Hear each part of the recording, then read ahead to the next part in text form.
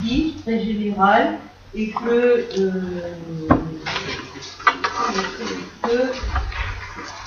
ça ne sera pas contesté tout le temps comme ça. Donc pour ceux qui n'étaient pas là, je précise que j'ai donné ceci, hein, c'est-à-dire le plan des deux premiers chapitres que vous retrouvez sur le livre. Nous avons fait le premier chapitre avec l'objectif thérapie et aujourd'hui nous allons nous occuper du chapitre 2, le corps et la diversité des types.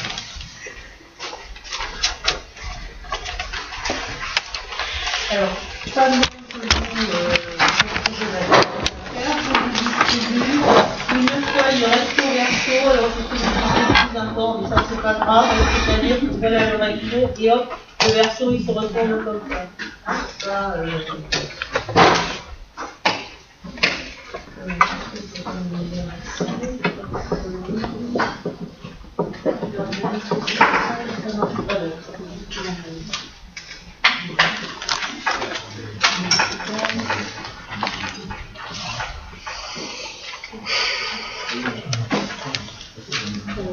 passer de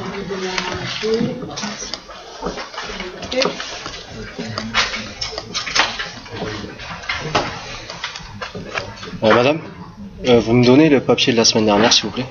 Je l'ai oublié chez moi. Ben non. Pas de souci. Je viens de dire que je les avais pas.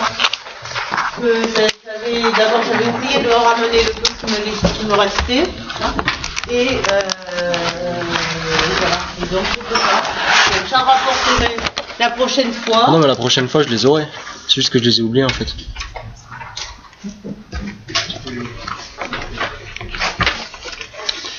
Alors, 2.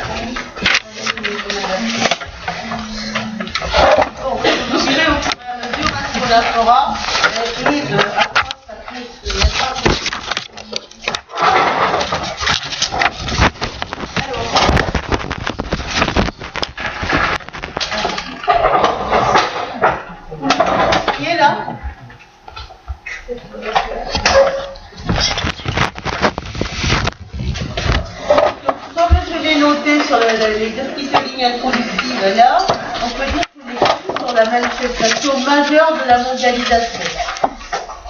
Alors, on peut parler d'essor et de diversité des flux, on pourrait même dire peut-être en comparaison de diversité,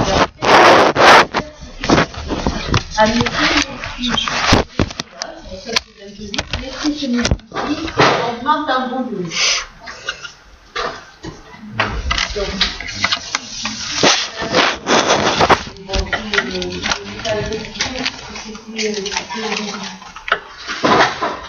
Il est utile de distinguer deux choses. Écoutez-moi, c'est pas du tout compliqué, mais justement, il faut les avoir en tête. Donc la mondialisation, c'est de plus en plus de flux. Et des flux de plus en plus importants. Donc les flux, ça veut dire, des flux, c'est-à-dire, le mot qui est le plus synonyme, il y a jamais de synonyme, c'est courant. On parle de flux d'air, de flux d'eau, etc. Des courants, c'est-à-dire des mouvements en circulation qui se déplacent. Et on utilise ce terme de flux pour parler des échanges principalement, et aussi pour parler des migrations, c'est-à-dire des déplacements de personnes. Vous savez là comment on dit ?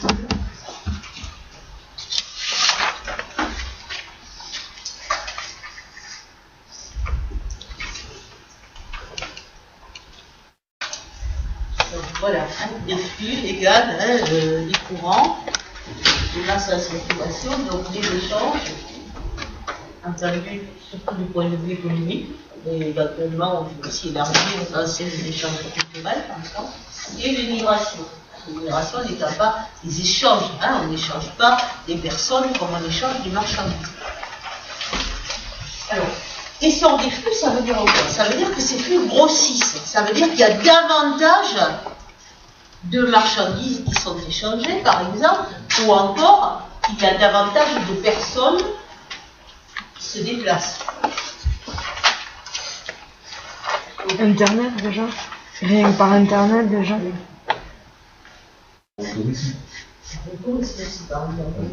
Sauf que nous allons assez peu nous intéresser aux migrations touristiques. Donc ça, essor des flux, ça veut dire des flux. Mais ça veut dire aussi diversité ou diversification, ça veut dire des flux de plus en plus nombreux. C'est-à-dire qu'il y a de plus en plus de choses qui se déplacent, que l'on échange en quelque sorte.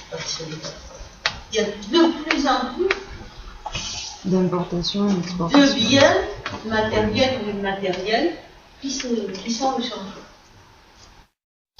C'est pour ça que c'est pas tout à fait la même chose. Il y a des flux, des courants qui existaient déjà aussi, et puis il y a des nouveaux courants qui n'existaient pas auparavant.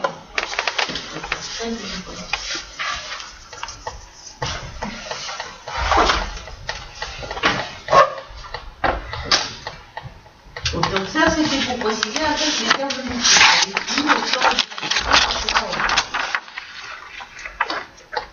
Alors, en fait, je me suis aperçue qu'il fallait que je modifie un tout petit peu le plan que je vous ai présenté, là, mais c'est pas grave, vous allez voir, ça ne va pas changer beaucoup de choses, ça ne va pas changer au départ. Donc, on va s'intéresser d'abord au flux de marchandises, première partie du banqueur. Et on peut dire plus précisément au flux de biens matériels.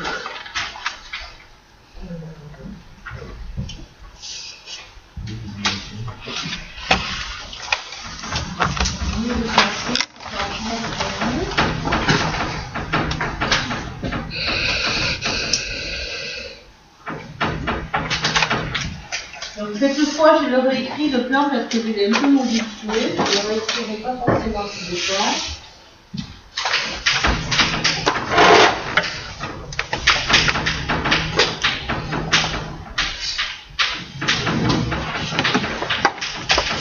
Donc j'ajoute, et vous pouvez ajouter une précision. Oui.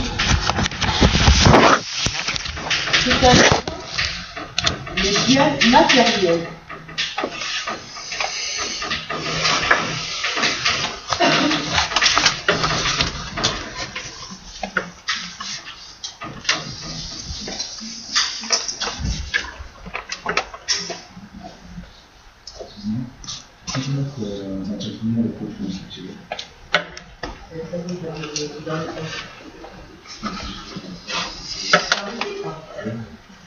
Non, parce qu'il n'y a pas... qui est venu, justement.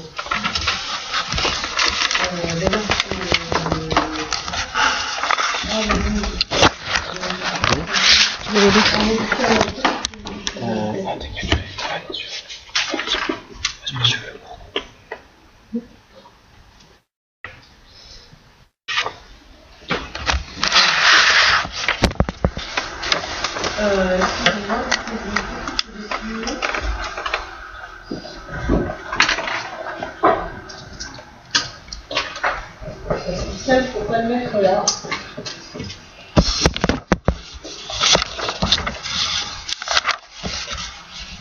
Vous pouvez le laisser, il faut le mettre.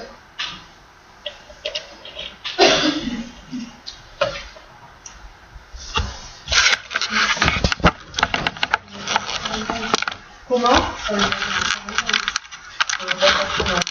Donc ça serait le point 1, les biens matériels.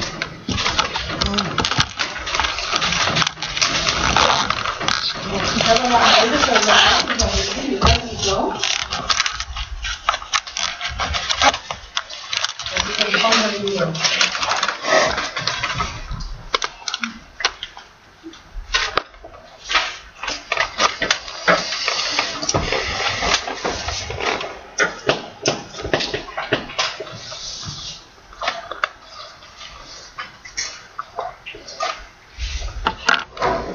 Donc là, il va falloir faire un peu de vocabulaire, encore je sais que c'est un studio, mais c'est nécessaire. Donc, les marchandises, c'est-à-dire, en fait, ce qui est l'objet d'échange, qui s'achète et qui se vend, qui est l'objet d'échange et pas simplement qui se vend et qui s'achète, mais qui est produit pour être vendu et donc acheté dans d'autres.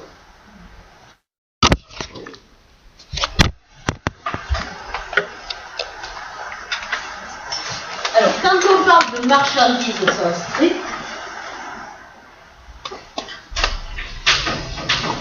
je vais le plus là.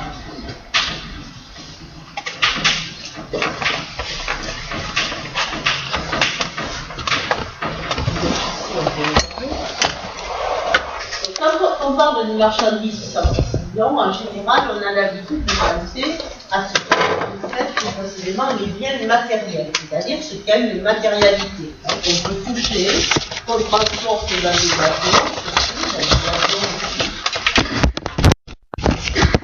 mais il y a aussi des biens immatériels qui sont aussi des marchandises. C'est le cas en particulier des services.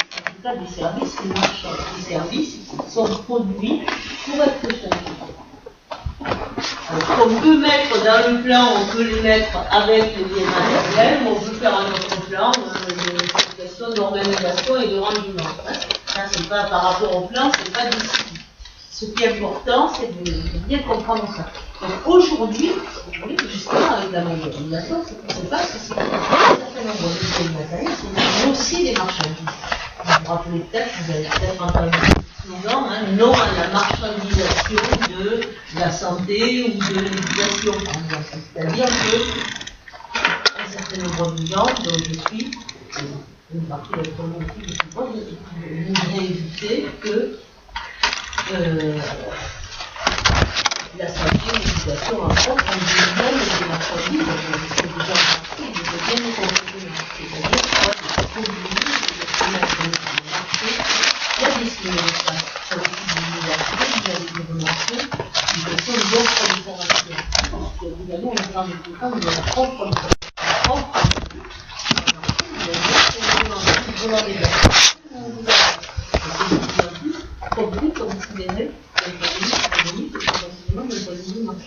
Bon, on va y revenir tout à l'heure, j'anticipe, mais c'était pour vous faire comprendre la logique du truc.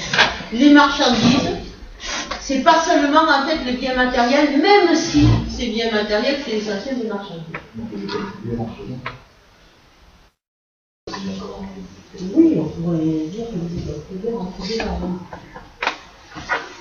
alors, les biens matériels, premier point, encore précisant du vocabulaire. C'est ce que je vous ai mis là, donc ça ne sera pas la peine de repérer les définitions. Donc, on peut, dans les biens matériels, distinguer les produits bruts, les produits primaires et les produits manufacturés.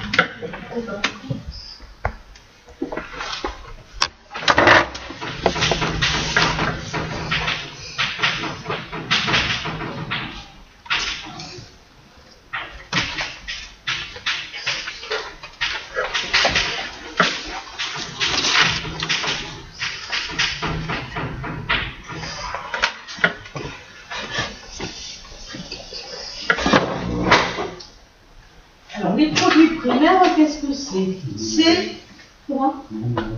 Ouais.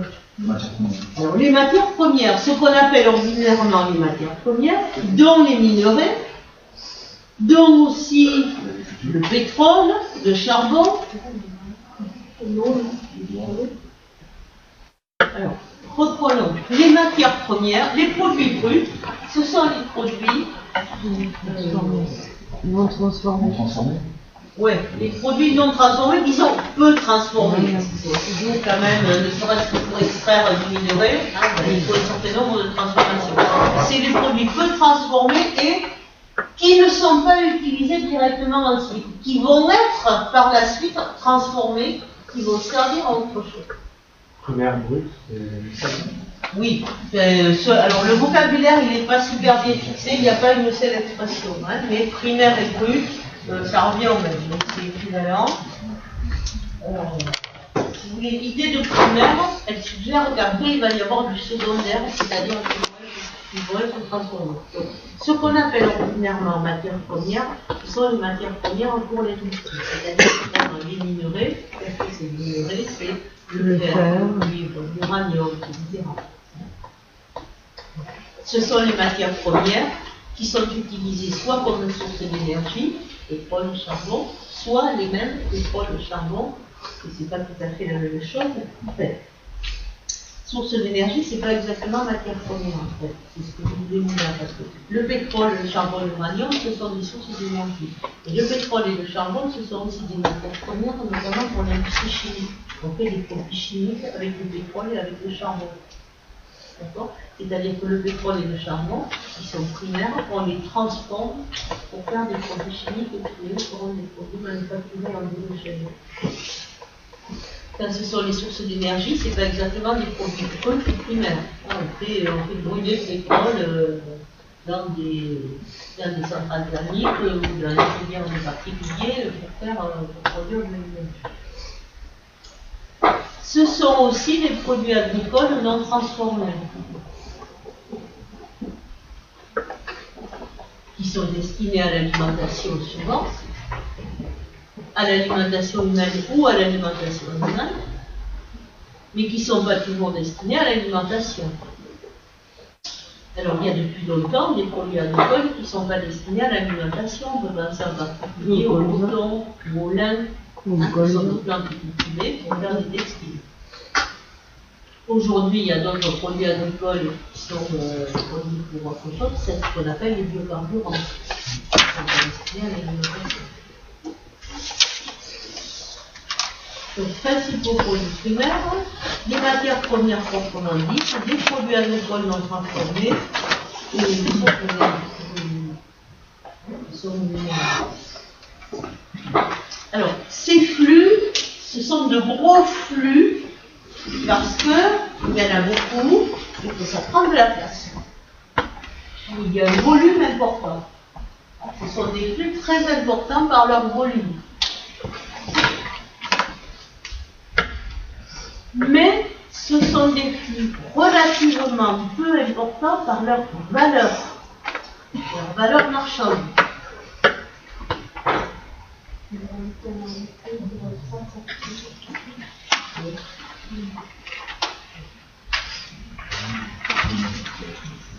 Alors, un poêle, ça aussi c'est des choses que je précise bien au début, que ensuite je rappellerai très vite et même que je ne devrais pas avoir à rappeler. Donc, c'est par là. Les flux, on peut les mesurer de ces deux façons-là, soit par le volume, soit par la valeur.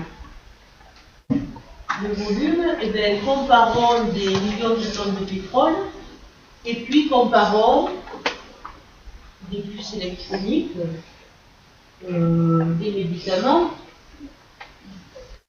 de l'or, ça va être des marchandises échangées très importantes, mais qui, relativement, représentent un faible volume. C'est pas gros, ça prend pas beaucoup de place. Mais ça a une valeur élevée. Alors, le volume, ça compte, parce que les millions de tonnes de blé, de riz, de charbon, de pétrole, etc., ça prend beaucoup de place. Ça nécessite de gros bateaux spécialisés, ça nécessite des ports aménagés pour recevoir ces gros bateaux. C'est pas rien, c'est pas négligeable. Mais, dans le monde des produits, ce qui compte le plus, c'est la valeur marchande. C'est ce qu'on mesure ordinairement en dollars. Dans d'autres monnaies, mais plus souvent en dollars, pour les échanges internationaux. Relativement, le pétrole, ça coûte très cher. Même si le prix augmente, ça coûte très cher. Le blé, le riz, même chose. Même si le prix augmente, et même si c'est fondamental pour la vie des hommes, c'est très cher. Ça a un peu de valeur d'échange. Un peu de valeur marchande. Tandis que d'autres produits, qui ne sont pas du tout primaires, qui sont des produits très élaborés, si on prend les exemples que j'ai cités de composants électroniques essentiels tout petits, de médicaments ou autres, ben ceux-là, ils ont une valeur élevée. Parce qu'il y a énormément d'opérations, de travaux, de conception, de recherche même, qui ont été faites entre les matières premières. Ça leur donne une valeur ajoutée élevée. Tous les on arrive à la deuxième catégorie, les produits manufacturés, c'est-à-dire qui ont été fabriqués dans des usines. Autrefois, les usines, ça s'appelait des manufactures. Avant même la grande industrie, on parlait de manufacture. Manufacture, ça veut dire qu'il y a des gens qui travaillaient à la main. Aujourd'hui, ça a perdu ce sens précis-là, qui sont produits dans les usines. Donc, dans les produits manufacturés, il y a des produits à haute valeur ajoutée, comme les exemples que j'ai cités, pardon. Ce n'est pas le cas de tous les produits manufacturés. Par exemple, en particulier dans l'industrie textile, la plupart des produits ont une faible valeur marchande, une faible valeur ajoutée. Du coton, des vêtements en coton ou en matière synthétique, quand ce n'est pas de la haute couture, ça a une valeur qui est peu élevée. En tout cas, peu élevée si on compare leur valeur par unité de volume à celle des produits à haute valeur ajoutée. Donc, les produits manufacturés qui sont extrêmement nombreux, qui sont de plus en plus nombreux. C'est une caractéristique du monde contemporain aussi, de la création continue de produits nouveaux, de produits destinés à être consommés avant tout, et non pas de produits conçus en fonction de leur utilité, mais des produits conçus uniquement parce qu'ils sont des marchandises potentielles.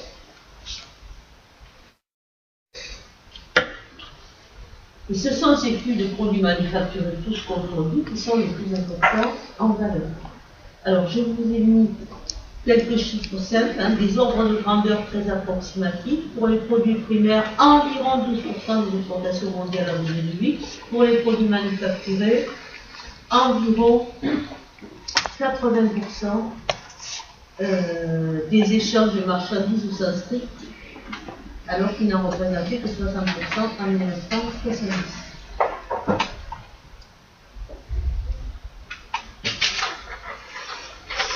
Et donc environ 65% de la valeur des exportations totales. Je n'ai pas précisé, ça va de soi, je toujours le préciser, qu'à propos de tous ces flux, nous parlons de flux internationaux qui supposent le franchissement d'au moins une frontière. Nous ne nous occupons pas des flux qui se produisent et qui existent à l'intérieur des territoires nationaux.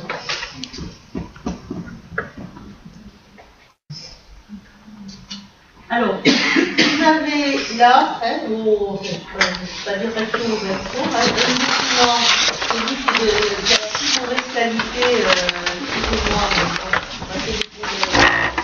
un graphique du commerce mondial des marchandises par grand groupe de produits.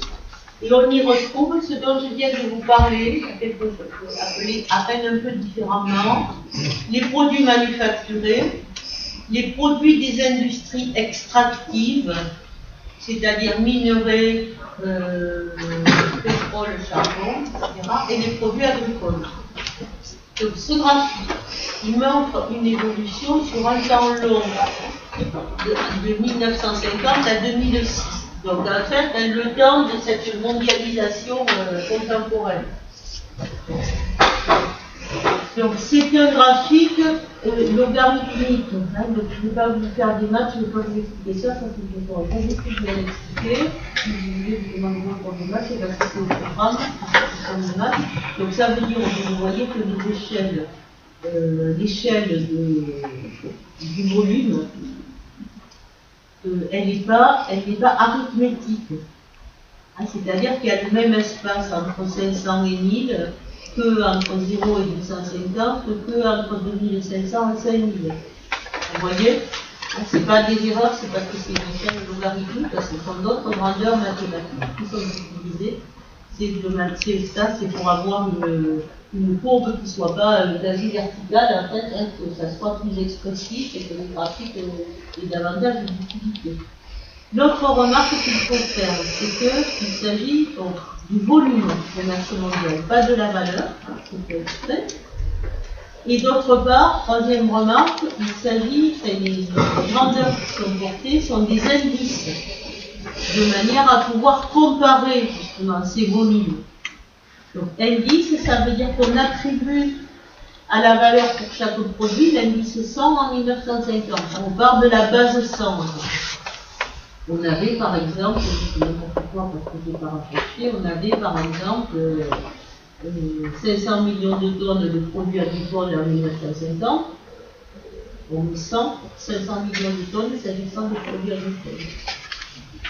On avait par exemple 400 millions de tonnes pour les combustibles et produits des industries extractives, on met 100. On avait 100 millions de tonnes pour les produits manufacturés, on met indice 100. Et ensuite, les autres valeurs, on les rapporte à l'indice 100. Elles peuvent passer à vous, moi je cherche, je ne sais pas si vous avez compris l'explication mathématique. On se donne une base, ce qu'on veut savoir, c'est pas exactement combien il y en avait échangé à chaque époque. On veut savoir comment ça évolue, dans quelle proportion ça évolue. Donc pour établir cette proportion de l'évolution, on se donne une base de ça, on rapporte à ça. Donc on regarde, donc ce pourquoi j'ai dit 500 millions de tonnes, base de 100 en 1950, donc indice 100. L'année où ça passe, où c'est passé à 2 fois 500 à 1000 millions de tonnes, ça sera indice 200. D'accord? Vous ne comprenez pas du tout? Mais pourquoi on ne part pas de zéro en fait? C'est 100%. En fait, c'est 100% en 1950, puis après c'est 200% en 1950%. Ok. La valeur de 1950, on dit qu'elle est 100%. Donc ça augmente en plus, alors ça devient davantage. On calcule le pourcentage là-dessus pour les autres grandeurs. Ça facilite les comparaisons. Parce que pour chacun de ces produits, on veut voir comment il a évolué entre 1950 et 2006. C'est uniquement ça qui nous intéresse. Bon, alors, regardons-le, le graphique. On y voit quoi? On y voit surtout que la courbe des produits manufacturés, elle s'élève beaucoup plus haut que les autres. Ça veut dire que la croissance du volume du commerce des produits manufacturés a été beaucoup plus forte que la croissance du volume des autres produits. Mais aussi, d'ailleurs, elle n'est pas négligeable, parce que les produits agricoles, indice 100 en 1950, indice 700 en 2006. Ça veut dire une multiplication par 7. Mais les produits manufacturés, c'est indice 6000. Donc ça veut dire une multiplication par 600. D'accord? Multiplication par 7, multiplication par 600. C'est pas la même chose. C'est ça que montre ce graphique. Donc il montre que tout le volume de tout a beaucoup augmenté parce que multiplication par 7, mais qu'à l'intérieur de cette augmentation générale, les produits manufacturés, ça a, on pourrait dire, pas explosé par rapport à d'autres produits. D'accord? Donc, vous pouvez vous mettre dans le cours, vous pouvez vous mettre voir graphique, volume du commerce mondial, etc. Vous rappelez que il y a cette idée-là, donc les produits, le volume des produits manufacturés qui a augmenté beaucoup plus que celui des autres produits.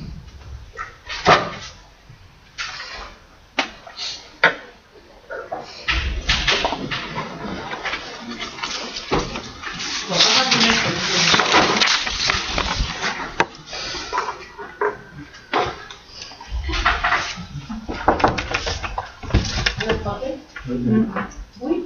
Oui. Entrez. Je ne vais pas ouvrir en plus parce que j'ai pas trouvé de.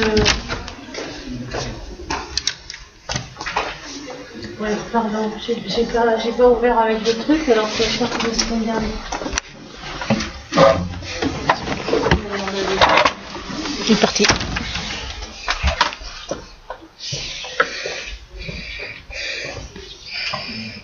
Donc en fait, souvent voilà, c'est des échanges de marchandises et surtout les échanges de produits manufacturés. Ben, c'est vraiment le cœur de la mondialisation. C'est la manifestation majeure de la mondialisation, vous l'avez dit la semaine dernière.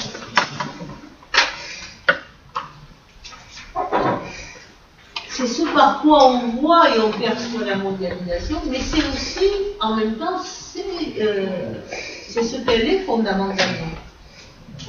Donc les échanges de produits manufacturés sont véritablement au cœur de la mondialisation.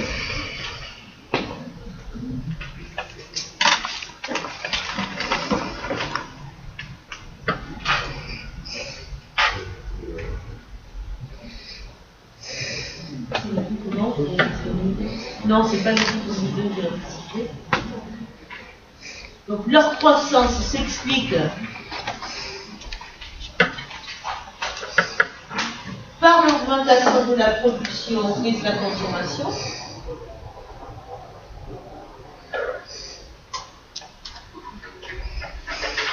Je vais mettre entre parenthèses multiplication des produits nouveaux. Donc toujours des produits nouveaux augmentation de la production et de la consommation.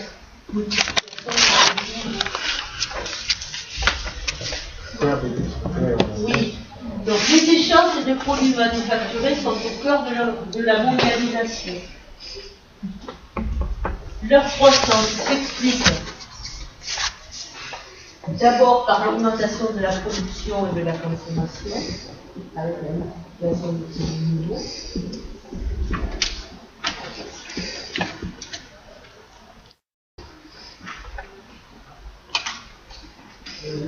Vous voyez ce que ça suppose, une multiplication des produits nouveaux. À l'exemple, on peut prendre ce qu'on appelle l'électronique de grand public. Il y a eu depuis quelques décennies, il y a toujours régulièrement des nouveaux produits qui sont lancés, des innovations technologiques, parfois même des découvertes scientifiques, qui amènent des innovations technologiques et qui amènent à la création de produits nouveaux qui sont vendus, promus à grand renfort de publicité.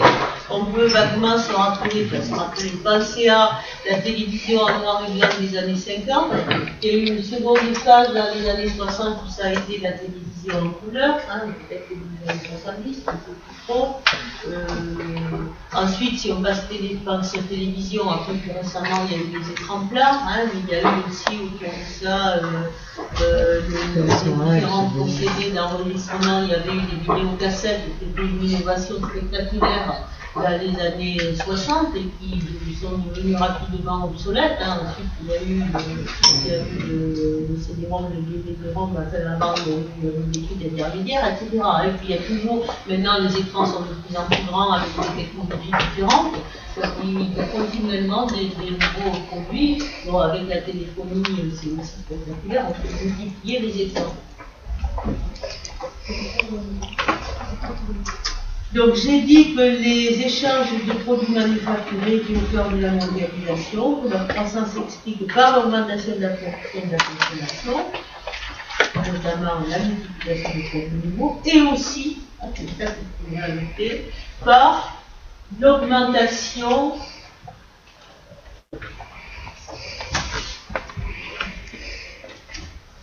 du commerce qu'on peut appeler intra-firme, pardon.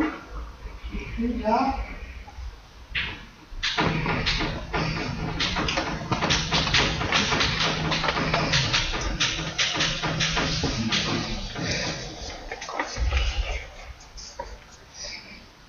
c'est ce que j'ai appelé la semaine dernière l'internationalisation de la production.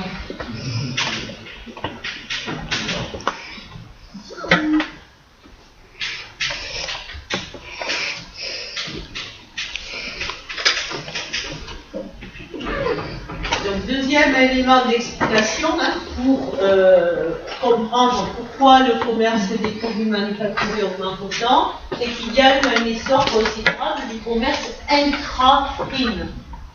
Pardon, ça fait deux fois. Donc intra, ça veut dire à l'intérieur. Et firme, c'est un mot qu'on a l'habitude d'employer, même si c'est peu un anglicisme, il veut dire entreprise. Mais en français, souvent, on utilise firme lorsqu'on veut dire grosse entreprise. Autrement dit, on en parlera prochainement, firme multinationale. Donc, le commerce intra-firme, ce sont les échanges qui se font à l'intérieur d'une même firme multinationale, qui se font entre les filiales de cette firme et qui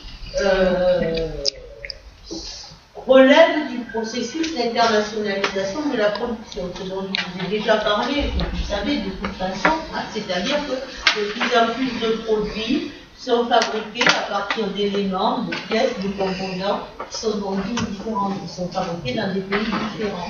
Il faut évidemment échanger ça. Donc, c'est un commerce très particulier à l'intérieur d'une même entreprise ou société. Mais, comme il suppose le franchissement des frontières, il est compté dans le commerce international. Donc, si vous voulez, la seule activité des multinationales en tant que multinationales, elle explique une bonne part de l'augmentation des échanges commerciaux. C'est une raison de plus pour laquelle on peut dire que ces échanges de produits manufacturés sont vraiment au cœur de la mondialisation, à la fois par la quantité et par les raisons qui les expliquent. Et donc, ça, je pense que je vous l'ai écrit, non, je ne l'ai pas écrit. Par exemple, c'est la 380. Comment? Par exemple, pour la 380. Voilà, oui, on peut multiplier des exemples. La 380, les Airbus en général, hein, mais spécialement la 380. Au départ, l'entreprise Airbus, elle a été conçue comme ça, hein, comme étant une entreprise affectant plusieurs États. Bon. C'est un exemple un peu particulier aussi parce que justement c'est une activité dans laquelle les États sont directement partie prenante, c'est pas seulement une activité qui relève des entreprises privées de l'industrie. Mais voilà. Par exemple, la plupart des produits que nous consommons, y compris des produits agroalimentaires, hein, qui supposent de l'emballage, qui ne sont pas fabriqué au même endroit, pour rappeler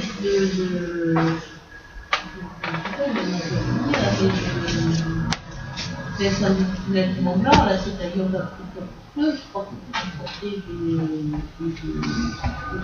des chips, des choses comme les pommes de terre, ça suppose une pratique considérable pour assimiler les produits de base, les traiter ailleurs, l'emballage est ici, en fait.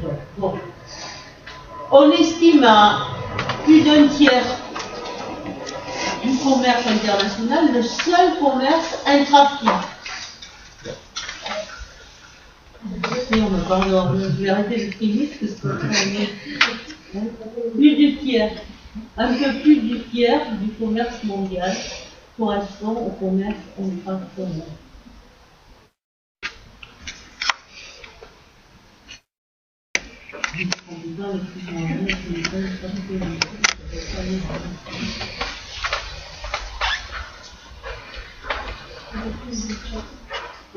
Un pourcentage, c'est un pourcentage, quel pourcentage encore? 35. Ah. 30. Vous êtes fâché avec l'Arménie, Ben 33,33. Non, n'écrivez pas ça parce que c'est approximatif, je sais plus. 35%, plus du tiers. Non mais, quand on dit plus du tiers, on ne dit pas 35%, ni 33%. Hein, parce que si on dit 33%, on est dans la précision. Quand on dit plus du tiers, la formulation même plus du tiers, elle suggère bien qu'on est dans un ordre de grandeur, pas dans un chiffre précis là pour le coup. D'accord? Parfois c'est nécessaire d'avoir des chiffres précis, et d'autres fois, des ordres de grandeur, c'est sûr. Parce qu'en fait, que ça soit 35 ou 36%, ça ne va absolument pas changer la corrélation. Même si c'était que 30%, on dirait déjà que c'est beaucoup. Et en plus, c'est pas facile de faire des statistiques là-dessus. Donc, au niveau des chiffres, justement, retenez celui-là. Retenez aussi ce que j'ai écrit à la fin de chaque alinéa, là. Hein. Les produits primaires, environ 12% des exportations mondiales. Les produits manufacturés, environ 65%. Et il va nous rester, cela on ne le mettra pas, dans le petit 2, les services. Les flux de services.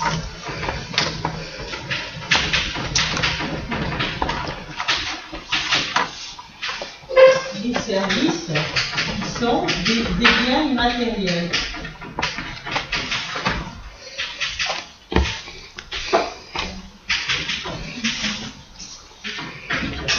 Bon,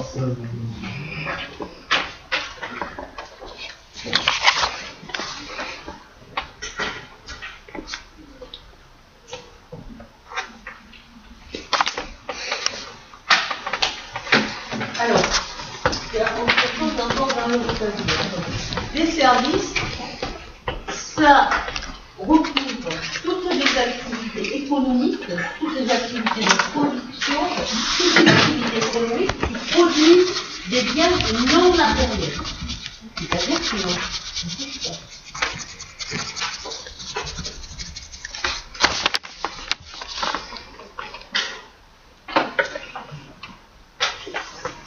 une bonne part de ces services sont devenus des marchandises. C'est-à-dire qu'ils font l'objet de transactions marchandes, d'achat et de vente, et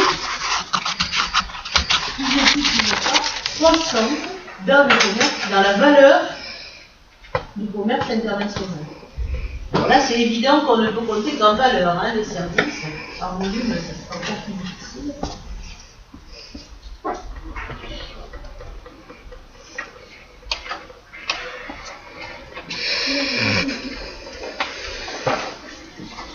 Donc, les services correspondent à la production de biens non matériels.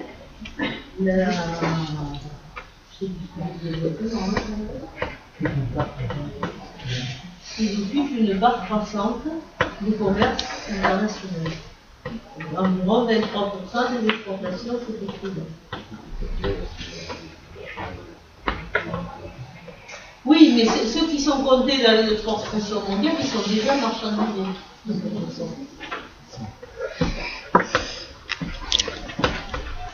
Ah non, mais je dicte pas, donc je ne peux pas répéter ça, c'est certain. Hein. Je ne pourrais pas vous répéter les phrases, c'est à vous de recomposer la phrase. Je peux vous redire l'idée, mais ce ne sera pas un traducteur. Vous passez d'un truc à un autre, vous revenez, et vous passez le truc. Pas beaucoup quand même. Je répète. Non, mais je suis d'accord que c'est pas facile. Voilà, Donc c'est pour vous dire. Donc les services. Je ne dicte pas, hein. Donc vous écoutez, je réexplique si vous voulez, ensuite vous complétez vos notes. Donc je pense que vous avez bien compris que les services comme activité économique, ils correspondent à des biens non matériels. Et l'autre chose que j'ai dit, pour remonter, c'est qu'ils occupent une part croissante du commerce mondial ou des exportations mondiales et ça revient en même temps.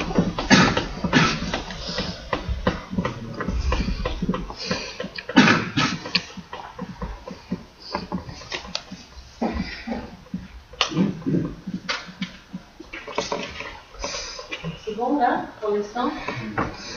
Alors, maintenant, regardons de plus près en quoi ça consiste. Et on peut partir de ce que je vous ai écrit. Donc, les services, cela recouvre des activités extrêmement variées.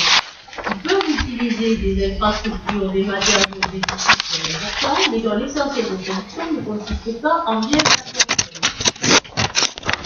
Les services, c'est pas non plus complètement dématérialisé. Un exemple évident, c'est plus qu'un exemple. Dans toutes les activités en général aujourd'hui, dans la plupart des activités, et plus particulièrement dans les activités de service, on utilise des ordinateurs. Les ordinateurs, ben, ça a une matérialité. Hein, la production d'ordinateurs, la mise au rebut d'ordinateurs, par exemple, ça a une empreinte écologique pas du tout négligeable. C'est une activité très importante. Ça, c'est important, hein, comme on remarque. On en reparlera avec les transports. Parce qu'on a souvent l'idée, on nous entretient dans l'illusion que beaucoup de choses sont complètement dématérialisées, c'est-à-dire que les communications via le téléphone sans fil et les échanges Internet, notamment hein, par Internet, seraient dématérialisés. Mais il y a les ordinateurs, hein, et c'est pas négligeable, hein, vous savez que le recyclage pose des énormes problèmes écologiques et de santé. Et puis il y a plus que ça même, hein, même ces réseaux qui ont l'air non matériels, hein, ces réseaux d'information et de communication qui passent pas par des câbles mais par des ondes. Déjà le nombre de existent, c'est pas, on les voit pas mais On pourrait les percevoir, qu'elles sont les perçoivent de toute façon. Et puis surtout, il y a des infrastructures à la base pour les émettre. Des infrastructures qui peuvent être très importantes. Des antennes, des émetteurs, mais aussi d'énormes centres de calcul qui font fonctionner Internet, des centres de calcul, des nœuds matériels sur les réseaux, etc. Donc c'est pas parce qu'on ne voit pas la matérialité qu'elle n'existe pas. Donc ça, c'est une remarque qu'on va faire. Donc les services, ils utilisent des moyens matériels pour travailler, pour être produits. Mais le bien qu'ils produisent au final, celui qui est destiné à être vendu, il n'a pas vraiment de matérialité. Donc ce sont en particulier les services aux entreprises, notamment de plus en plus des services informatiques qui sont de plus en plus externalisés, c'est-à-dire que les entreprises confient la gestion de la veille, les relations avec leurs clients, etc., à d'autres entreprises qui sont spécialisées dans la fourniture de services et qui de plus en plus souvent se trouvent dans d'autres pays. Des centres d'appel délocalisés, comme on dit. L'Inde est devenue un grand producteur de services informatiques aux entreprises, etc. Ça recouvre cette réalité-là. Ça recouvre aussi les services financiers qui sont importants. Ça recouvre un certain nombre de services liés au tourisme international qui a été mentionné tout à l'heure. Et ça peut recouvrir, ça va recouvrir de plus en plus de services, d'activités qui étaient jusque-là restés hors de ce qu'on appelle les services marchands, qui étaient des services non marchands, et je citais tout à l'heure comme exemple un peu emblématique, c'est plus un exemple de l'éducation et de la santé. C'est-à-dire qu'il y a, ça a commencé tout petit avec ce dont nous parlions tout à l'heure pendant le tutorat, les petits bouquins d'aide à la préparation du bac, fait en marge en plus de l'enseignement public. Il y a aujourd'hui dans l'enseignement de plus en plus de choses qui se développent sur Internet. Alors en même temps, des questions de plus en plus de photographie, je ne sais pas si vous avez entendu parler de ça, les mots.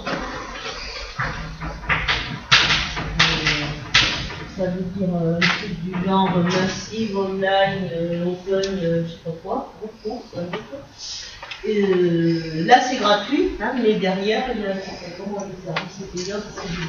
Donc ça c'est une autre caractéristique de la mondialisation contemporaine, la part croissante des services dans les échanges commerciaux. Vous avez peut-être entendu parler d'économie de la connaissance. C'était un slogan, parce que c'est un slogan qui était très à la mode il y a 2-3 ans, qu'on entend encore.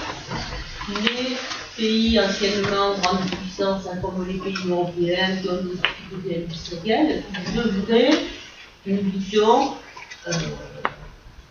se développer du côté de l'économie de la connaissance, d'où l'importance de la formation, d'où le fait que les pouvoirs publics interviennent dans la formation, d'où le fait qu'il y a des soumis pour que vous puissiez préparer les données, que vous soyez plus diplômés et que vous puissiez participer plus efficacement dans cette économie de la connaissance.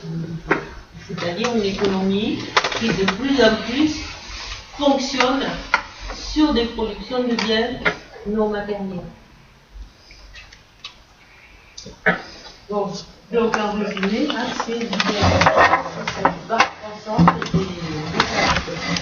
à propos des flux des marchandises en général, les deux idées majeures, c'est dans les biens matériels la part croissante des produits manufacturés, et l'autre idée, c'est dans les marchandises la part croissante des services.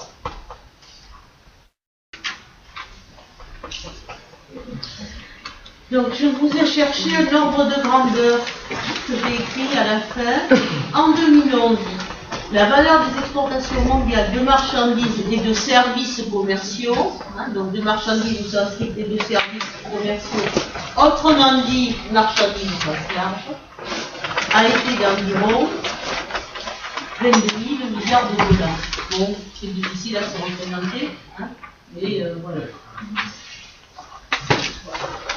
Ça serait comparé avec d'autres.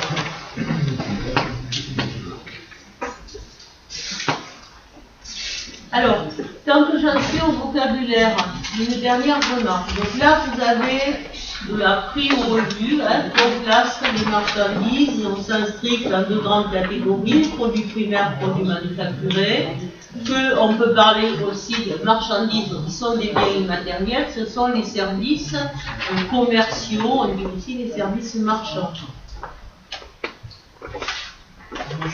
Vous aviez certainement déjà entendu parler du secteur primaire, du secteur secondaire et du secteur tertiaire. Alors, c'est pas strictement équivalent à ça, mais ça va. Donc, vous pouvez vous mettre peut-être un petit nota bene, NB, notez bien.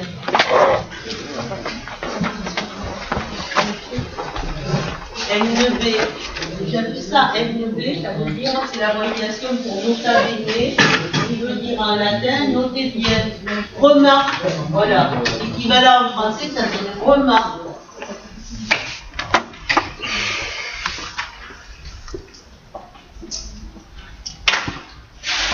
Cette remarque est celle-ci. On classe souvent les activités économiques en trois grands secteurs.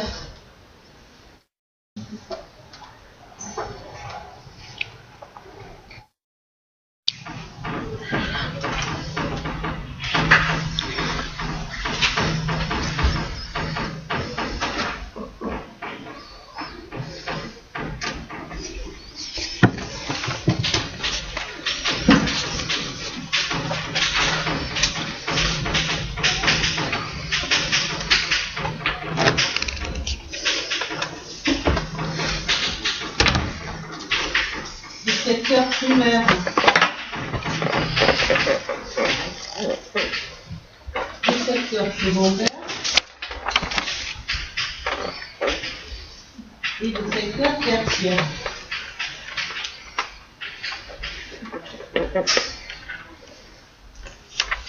Donc on retrouve là-dedans, primaire notamment, hein, donc on retrouve là des notions qu'on a utilisées pour classer les marchandises. Mais c'est pas tout à fait équivalent, c'est pour ça que je vais le préciser.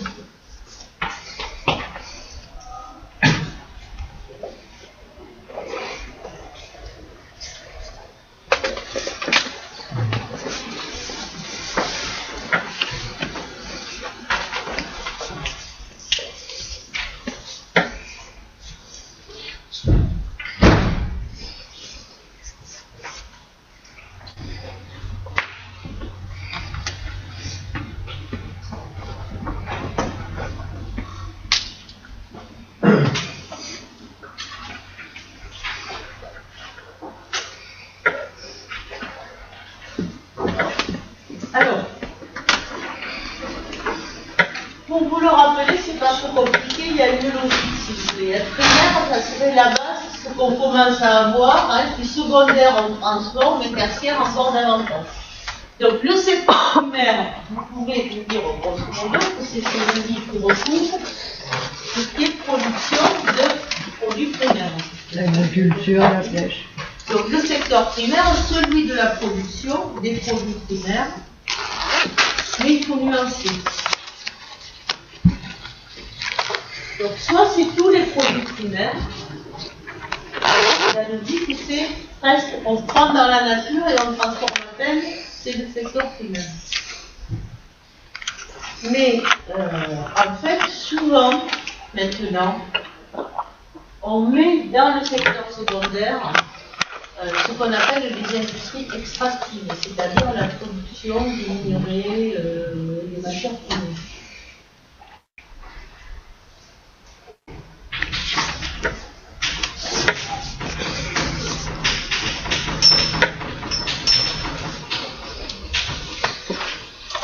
Donc en fait,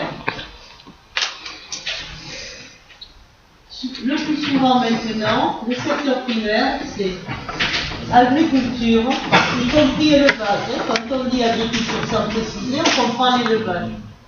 Pêche, et aussi ce qu'on appelle la sylviculture, c'est-à-dire notamment la culture de la forêt, hein, l'exploitation forestière, plantation, abattage des arbres, etc.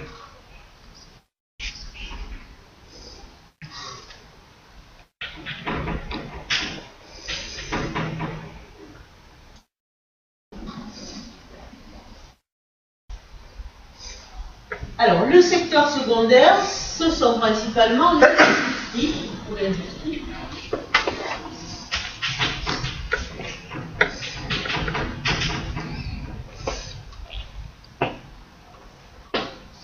Bon. Si on met la production de minerais, de matières premières, etc. dans le secteur primaire, il va plus rester que l'industrie manufacturière. Et justement, la logique fait considérer que les industries extractives, l'extraction du pétrole, son raffinage, ça ressemble plus à l'industrie plutôt qu'à l'agriculture. C'est ça l'idée. Bon, c'est une logique, il y en a plusieurs. Donc, lorsque on met dans le primaire seulement l'agriculture, la pêche, la sylviculture, tout ça, produit primaire non agricole, ça va dans le secondaire. Donc pour moi c'est clair, mais est-ce que ça l'est pour vous?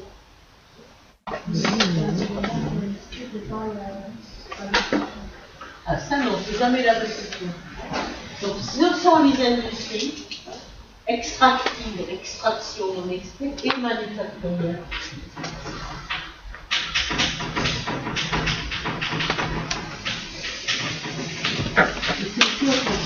On n'a pas trop parlé, donc on ne parlera pas beaucoup, mais c'est quand même extrêmement important.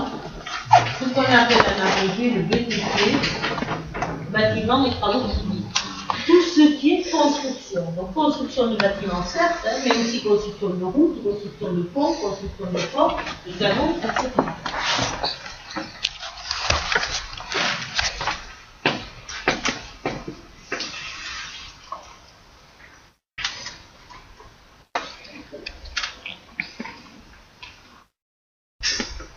Et il reste tout le reste dans le tertiaire. Et tout le reste, en fait, c'est de la production non matérielle, donc les services, marchands et non marchands. Excusez-moi. Il y a les extractions donc, de minerais, vous dites que vous mettez dans le secteur secondaire, mais sur la fiche, vous avez mis dans le secteur primaire, vu que c'est le fixe des produits primaires. Déjà sur la fiche, il n'y a pas de secteur d'activité. C'est pas tout à fait la même chose, c'est ce que j'ai dit tout à l'heure. D'accord? Donc, secteur d'activité économique, c'est pas des produits. Alors, je vais même enlever ça pour faire plus clair. C'est cohérent, puisque les produits primaires, je les ai mis avec les industries extractives. Donc ça, ce sont les secteurs. Ce ne sont pas les produits, c'est les secteurs d'activité. Je sais que c'est pas évident, mais c'est pour ça que je vais un peu insister. C'est proche, mais c'est un petit peu différent. Si vous voulez, les produits primaires que j'ai mis là sur la fiche, ils se répartissent entre le secteur primaire pour les produits agricoles et le secteur secondaire, quand ce sont des produits qui vont être utilisés par l'industrie. Voilà. Donc, autrefois, ces produits primaires utilisés par l'industrie, on les mettait dans le secteur primaire toujours. Maintenant, pas toujours. Vous pouvez trouver les choses un peu différentes. Donc, les services, on peut préciser, même si ça peut être compris dans les services, le commerce. On peut dire que c'est un service et on peut le considérer à part. Et il faut ajouter les activités de transport. Elles sont aussi très importantes.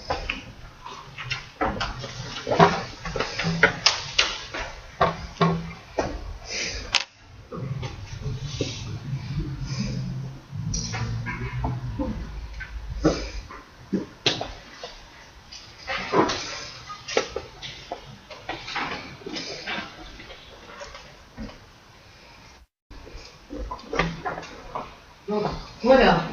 Donc, je sais que c'était un peu facile, c'est pas trop rigolo, mais c'est des choses pour qu'ensuite on puisse aller un petit peu plus loin. Est-ce que vous avez des questions?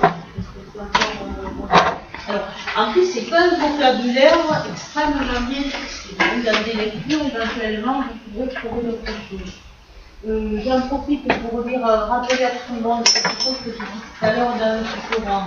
Par rapport au vocabulaire, vous avez différents moyens de vérifier. Sur la plateforme Ibris, nous vous avons mis un petit glossaire. Il y a pas mal de notions et de mots qu'on utilise dans les cours de géographie.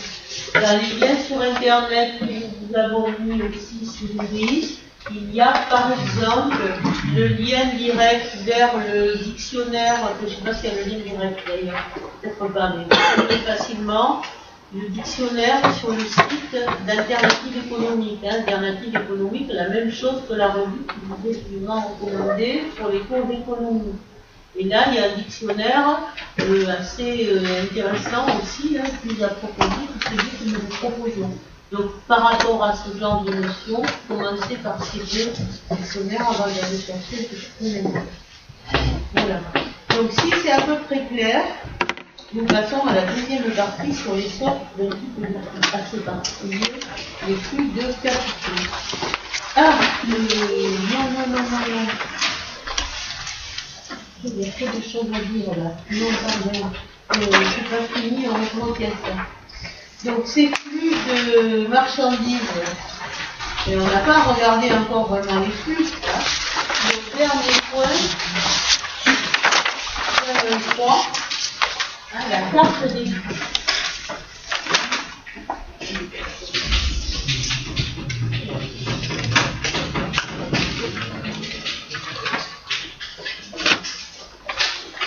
Donc, je vous ai préparé, je vous ai mis là le carte du commerce mondial de marchandises. Si on avait pu être dans la salle d'amont, je vous aurais montré d'autres cartes de flux, mais en fait, là, ce sont les marchandises qui nous intéressent. Je vous mettrai de toute façon les cartes sur Ibris. Et elles seront un petit peu plus lisibles parce qu'il y a des couleurs un peu plus claires que là. Bon, c'est pas si compliqué que ça. Mais surtout, on ne voit pas le fond. Vous avez en trépal sur l'original les dessins des continents. Là, ils ont disparu carrément à la photographie. Donc, l'idée générale, c'est que ces flux sont nombreux. Tout à l'heure, des flux nombreux. Mais en même temps, des flux qui sont concentrés.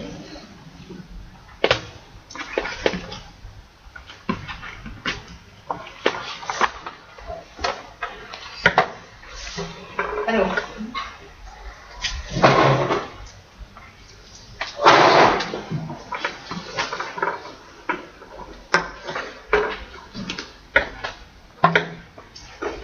regardez cette carte et essayez de voir, de relever ce qu'elle montre. L'idée étant qu'il y a des phénomènes importants qui se voient plus facilement avec une carte qu'en faisant un long discours. Mais il faut en même temps que vous puissiez les voir, sinon il faudra faire un peu de discours si vous ne les voyez pas sur la carte. Il faut que vous, si vous voulez, vous arriviez à faire le discours qui lit la carte. Vous comprenez ce que je veux dire? Et imaginons, si vous voulez, que parmi nous, ça arrive certaines années, qu'il y ait parmi vous un étudiant malvoyant et que vous lisiez en quelque sorte la carte. Qu'est-ce que vous allez lui dire? Qu'est-ce qu'elle montre? Alors, avant de se lancer, il faut bien regarder notamment la légende. La légende, c'est ce qui donne le code qui nous explique à quoi correspondent les signes qui sont sur la carte.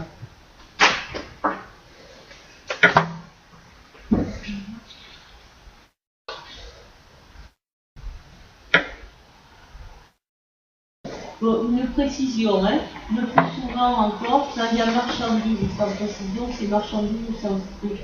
Ici, c'est marchandises sans strict, c'est-à-dire biens matériels, pas les biens immatériels.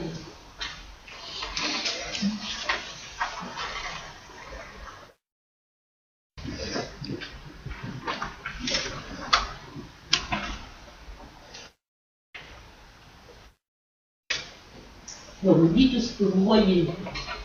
Et qui saute aux yeux d'abord. Il y a 3 grands pôles, voilà. On peut même dire que les flux sont polarisés. C'est une expression qui s'emploie que vous pouvez écrire. Les flux sont polarisés.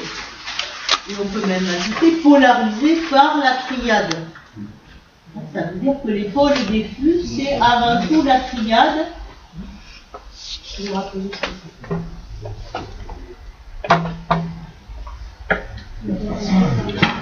Alors, la triade avec une majuscule comme un nom propre. Donc, il apparaît 3 pôles majeurs qui correspondent justement à ce qu'on appelle la triade. L'Union européenne, Amérique du Nord, Asie, remarque, le troisième pôle de la triade, c'est pas l'Asie dans son entier, hein, c'est l'Asie de l'Est. Je vous en reparlerai. Mais là, il semble que ce soit toute l'Asie qui a été prise ensemble.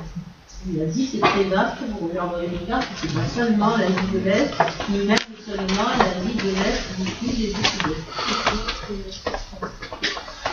Triade, c'est simplement, c'est un mot, il va falloir bientôt le laisser tomber, sans doute, hein, ça sera mieux parce que vous interprétez les valeurs qu'il y en a. Triade, ça veut dire quoi? Ça veut dire qu'ils sont trois. Hein, qu'il y a 3 régions du monde qui dominent le monde et tout particulièrement l'économie mondiale et qui, en particulier, polarisent les flux commerciaux. Hein, c'est-à-dire qu'une grande partie des flux part de l'un de ces 3 pôles où ils reviennent. Et même on peut ajouter qu'une grande partie des flux se fait entre ces 3 pôles. Vous voyez que les flèches les plus larges, ce sont celles qui vont de l'Asie vers l'Amérique du Nord et de l'Asie vers l'Union européenne.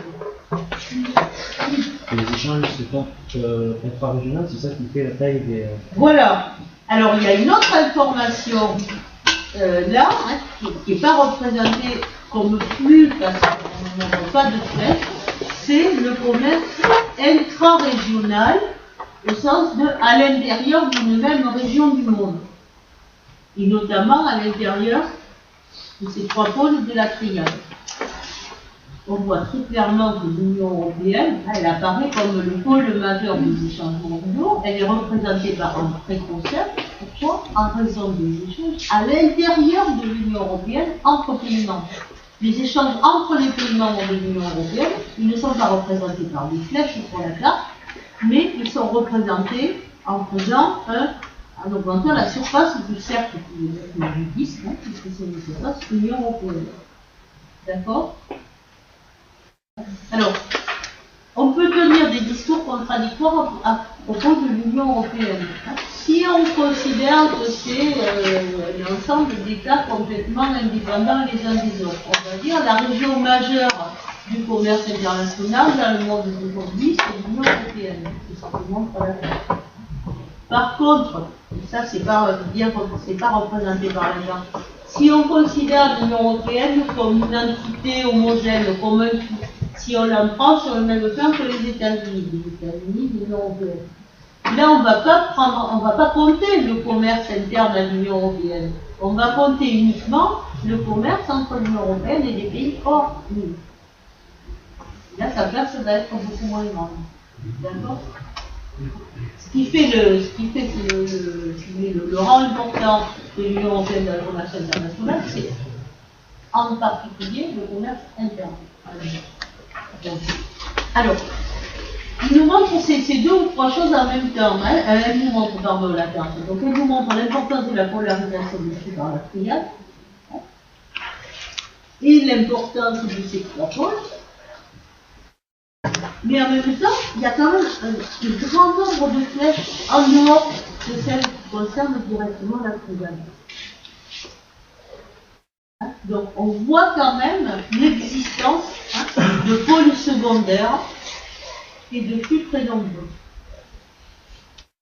Et ça on en reparlera parce que la même carte établie avec des données de 10 ans avant, elle présentait beaucoup moins de petits flux.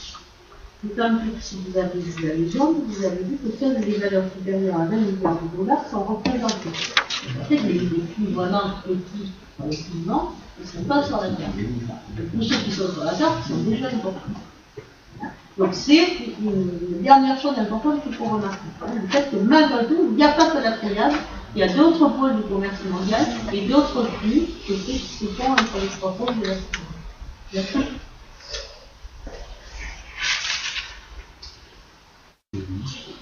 Alors, CEI, ça y est là, CEI, vous avez compris. CEI, CEI, c'est pour communauté des États indépendants, ça ne s'entend pas beaucoup. Hein. C'est en fait c'est l'entité qui a été mise en avant après la dislocation de l'URSS, lorsque la Russie s'est efforcée de conserver une entité. Ça existe sur le plan économique, hein. C'est la Russie et les États qui pouvaient anciennement, après ça tout d'ailleurs, hein, mais une bonne part des États qui faisaient partie de l'ancienne. Et l'ancienne URSS, c'est les précédents, c'est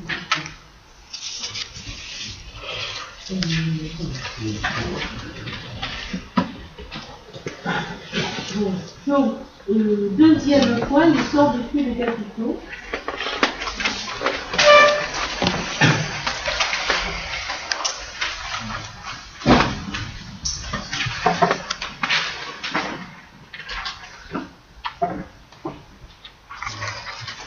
Alors pour illustrer ce qui concerne les flux de capitaux, je ne sais pas exactement les flux, hein, mais à propos des capitaux, j'ai une autre carte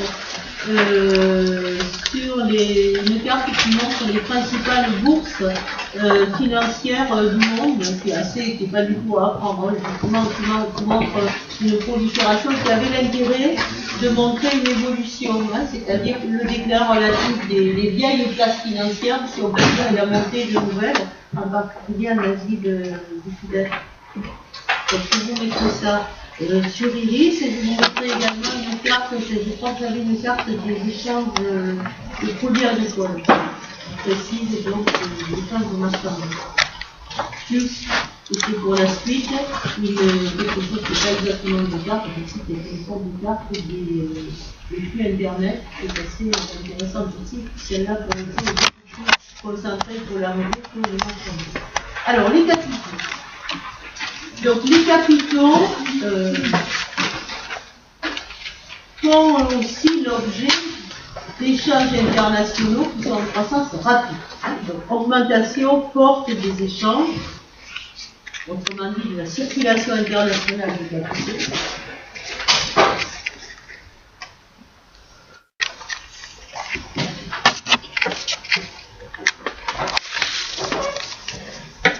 Selon une logique surtout spéculative.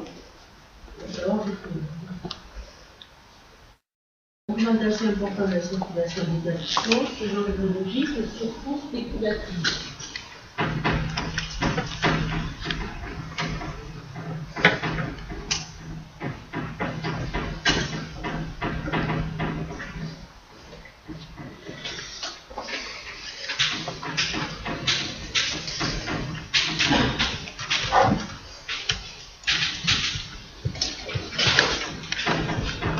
Donc, augmentation de la circulation, des échanges, ça veut dire donc qu'il y a des flux internationaux de capitaux, ça veut plus en plus. Qu'est-ce que ça veut dire logique spéculative? Qu'est-ce que ça veut dire spéculation? Faire des projets, faire des je sais pas, comment faut expliquer.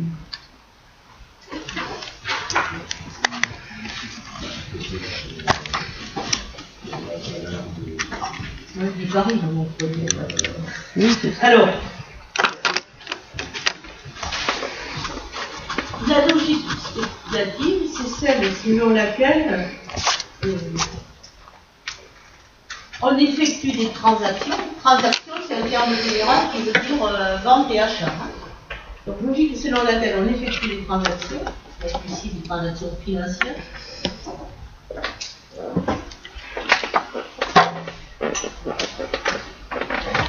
Dans la perspective d'une variation de prix, c'est ce que vous disiez avec l'hypothèse, voire le pari que le prix va varier, soit à la hausse, soit à la baisse.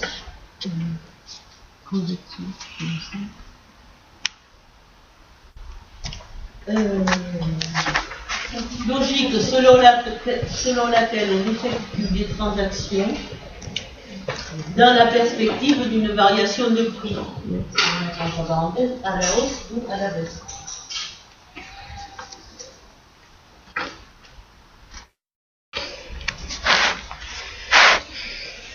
Dans l'objectif, dans le but de réaliser un gain en capital.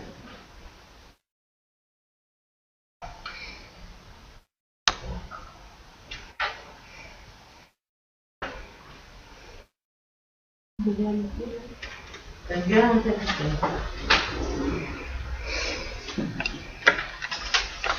Donc, de fait, vous pouvez l'ajouter, là, il s'agit de la recherche d'un profit à court terme. Cette recherche d'un profit à court terme qui ne correspond pas à la production de biens et de services.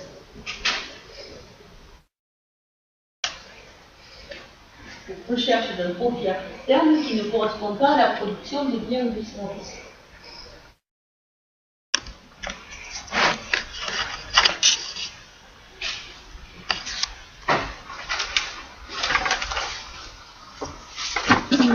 C'est ça en fait qui est au cœur de ce qui se passe. C'est-à-dire qu'une grande partie de ces capitaux qui circulent, une grande partie, c'est une grande partie et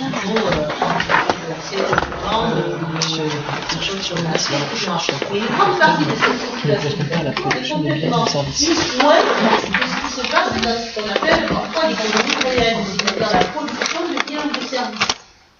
Et comment c'est possible? C'est aussi parce que justement il existe cette logique spéculative, cette possibilité donc d'échanger des capitaux, d'acheter ou de vendre en particulier des actions,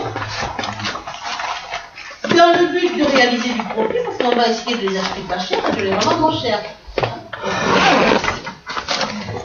Indépendamment de tout processus de production. Pas tout à fait indépendamment, ça a des répercussions, vous le savez bien, hein, puisque justement il s'agit d'augmenter le profit des actionnaires.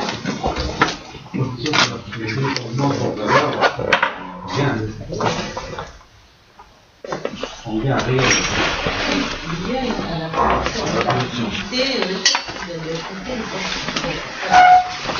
c'est cette logique, hein, c'est la généralisation de cette logique spéculative hein, qui explique pour une large part la considérable augmentation de la circulation des capitaux, dont l'intensification des flux de capitaux.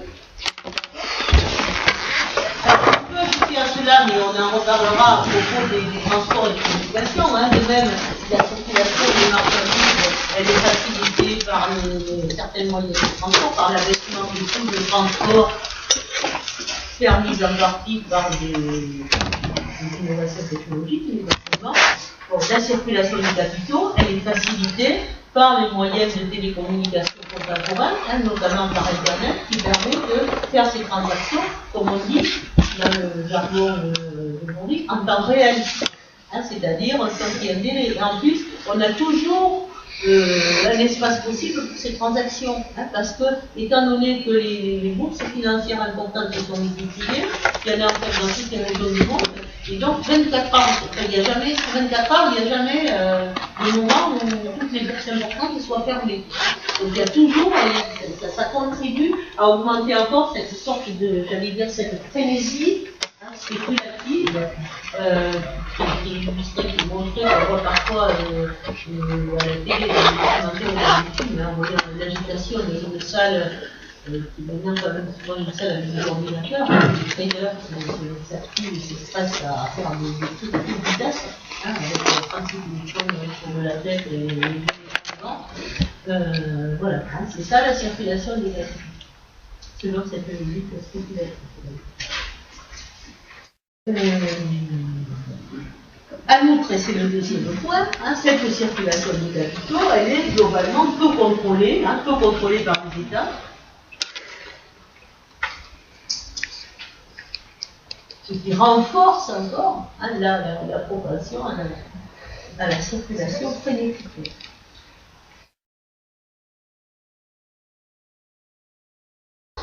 Peut encadrer par les lois, un peu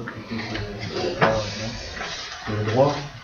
Oui, il y a les deux. Effectivement, il y a deux aspects. On va dire peu contrôler, on va peut-être préciser avec la notion de paradis fiscal, de paradis fiscaux. Hein.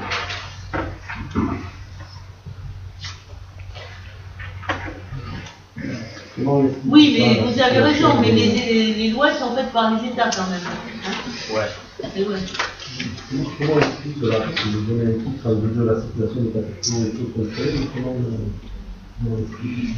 Comment on explique Mais cette circulation, elle est d'autant plus importante qu'elle est contrôlée, elle est facile, si vous voulez. Elle est facilitée par la faiblesse des contrôles, par la faiblesse des freins législatifs et des contrôles effectifs.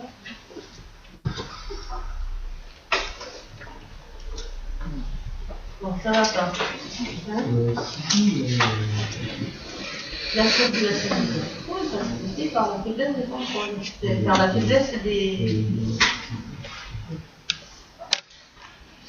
Alors.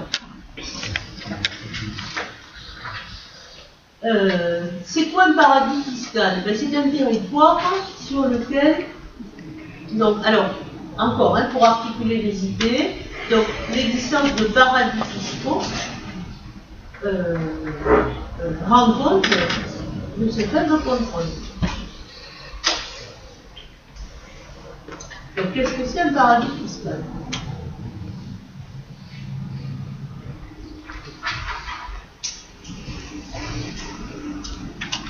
C'est au moins un territoire où l'impôt sur les bénéfices ou sur les revenus, bénéfices des entreprises ou revenus en général, où l'impôt, la taxation en général, est faible, voire nulle, pour ce qu'on appelle les non-résidents du territoire.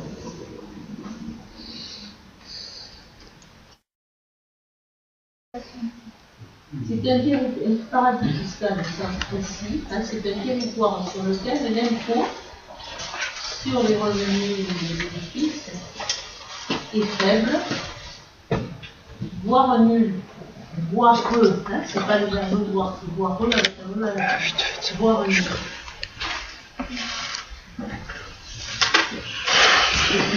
Pour les non-résidents, c'est-à-dire ceux qui ne résident pas, qui ne sont pas des citoyens du territoire. 10 minutes.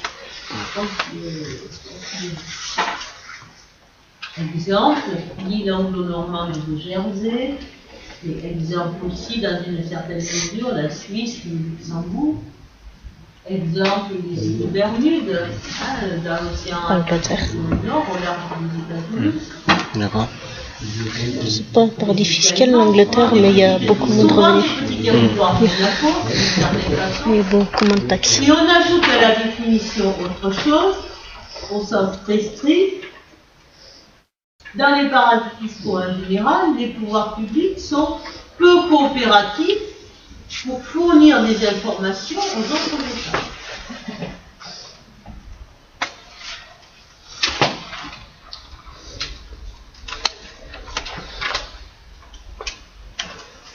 Les pouvoirs publics peu coopératifs, c'est-à-dire qu'il y a ce qu'on appelle un secret bancaire, par exemple. Dans zone de devoir, on ne va pas développer ça, on va donner des exemples. Dans zone de devoir, vous êtes censé savoir ce que c'est qu'un paradis fiscal. On ne va pas développer en disant que c'est là. Non. Alors, il y a des définitions, il y a une acception du paradis fiscal. Qui désigne par paradis fiscal, les endroits où les entreprises, les grandes entreprises, préférentiellement, les gens qui ont de gros revenus, choisissent de placer une bonne partie de leur capitaux. Et bien, il y a des classements de paradis fiscaux qui mettent en premier lieu les États-Unis.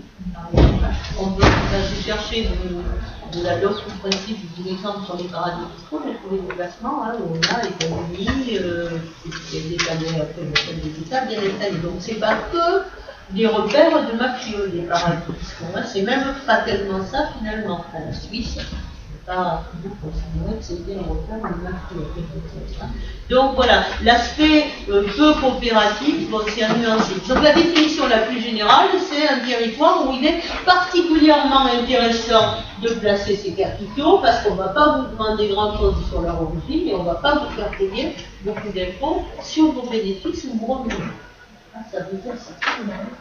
C'est de cette façon-là, donc, oui, je vais vous montrer comment, qu'une bonne part du bénéfice réalisé par les entreprises françaises et les entreprises en France, par exemple, échappe à tout impôt, puisqu'il est passé de telle sorte que c'est possible. Et donc, et cela n'est pas forcément en marge de la légalité. Il y a peu de contrôle, mais il y a peu aussi de. Souvent, il existe. Dans de nombreux cas, on s'aperçoit que La façon dont les transactions sont faites, et donc vraiment les façons.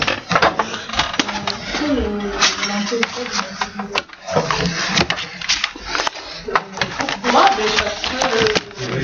que ça dépend de puissance, ça dépend historiquement des circonstances dans lesquelles c'est mis en place cela, ou inversement, l'impôt est devenu important au cours du XXe siècle, et plus particulièrement après la Deuxième Guerre mondiale, dans les États qui se sont efforcés de mettre en place ce qu'on appelle l'État-providence, c'est-à-dire le fait que l'État, au niveau central, joue un rôle actif dans la redistribution des revenus. Schématiquement, l'État prélève les impôts aux plus riches pour redistribuer, soit directement aux formes d'aide personnelle, soit aussi et surtout pour contribuer à ce qui est utile à tous, les routes, les écoles, les hôpitaux, etc. Donc, de manière générale, les États où les impôts sont faibles, ce sont les États où la puissance publique intervient très peu sur cela.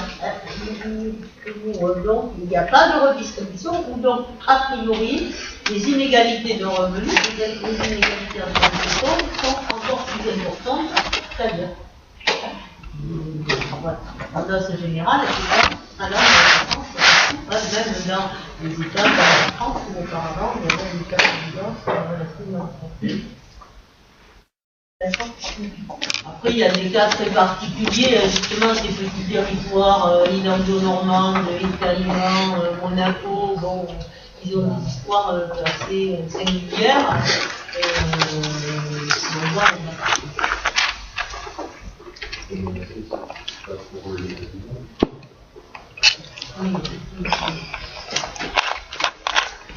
oui, alors il y a aussi des paradis fiscaux qui échappent à la définition la plus restrictive que j'ai donnée, parce que c'est pour les résidents qui sont paradis, donc on essaie d'y résider. La Belgique, par exemple, pouvant être, d'une certaine façon, un paradis fiscal par rapport à la France. D'autres questions, non? Alors, on va pas avoir le temps de finir, et on va pas avoir le temps en particulier de traiter la question de l'immigration. Donc, on peut quand même commencer par la question de l'immigration,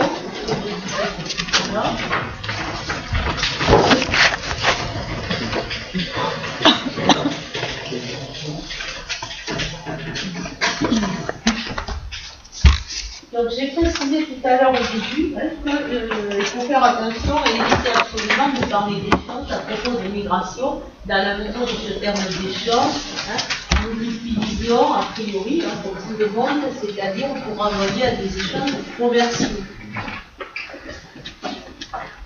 Par contre, à propos de migration, on peut parler de flux, parce qu'il y a des courants de déplacement. Des échanges de main-d'œuvre. Oui, c'est vrai que si on prend le mot échange dans la langue française au niveau général, on pourrait parler d'échange, mais il y a quand même un sens supplémentaire à l'échange, ça suppose des choses comme ça. Je conçois pourquoi on parle d'échange parfois à propos de migration, je vous conseille évidemment de l'éviter parce que ça demanderait à être précisé et discuté à chaque fois. Ça va compliquer les choses. Autant éviter de parler d'échange, donc on va dire les migrations, mais on peut dire aussi, on aura à dire, les flux migratoires. C'est ça qu'on dit aussi, les flux migratoires.